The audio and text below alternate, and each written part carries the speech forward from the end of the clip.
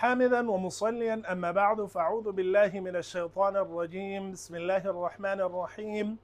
وعن أبي أمامة رضي الله عنه قال قال رسول الله صلى الله عليه وسلم: أنا زعيم ببيت في ربض الجنة لمن ترك المراء وإن كان محقا، وببيت في وسط الجنة لمن ترك الكذب وإن كان مازحا، وببيت في أعلى الجنة لمن حسن خلقه.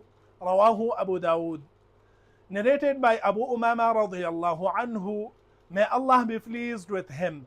The Messenger of Allah sallallahu alayhi wasallam said, I guarantee a house in the surroundings of paradise for the one who gives up arguing even if he is right, and a house in the middle of paradise for the one who abandons lying even in jest, and a house in the highest part of paradise for the one who makes his character good. Rawahu Abu Dawud.